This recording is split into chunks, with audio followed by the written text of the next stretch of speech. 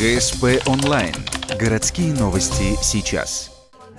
Суббота, 10:30. Семейный клуб «Эко-Фэмили». Чемпионат ползунков. В Ухте он проходит впервые. Участники – 9 карапузов, каждый со своей группой поддержки. Спортсмены – дети до года. Они разделены на 3 группы. Соревнования проводятся в один забег.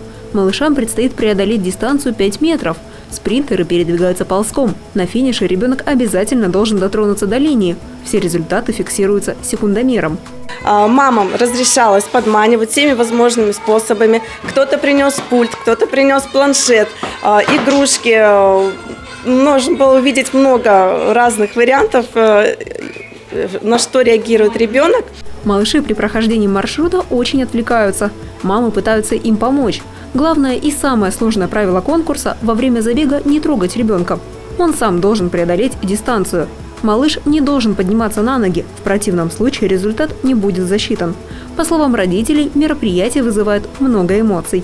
Радость, позитив, просто показать себя, посмотреть на других. Просто интересно же, мамы дома в основном все сидят с маленькими детьми. А так познакомиться, посмотреть, кто что умеет. Дочь Ляны Елгайковой, Алиса, получает приз зрительских симпатий. Подарок – абонемент на развивающие занятия для самых маленьких. Один из участников, 9-месячный малыш, установил первый рекорд на чемпионате. Он прополз дистанцию за 11 секунд. 3 самым быстрым спортсменам вручают дипломы и подарки. Спонсоры дарят наборы мини-ковриков для купания, многоразовые подгузники и многое другое.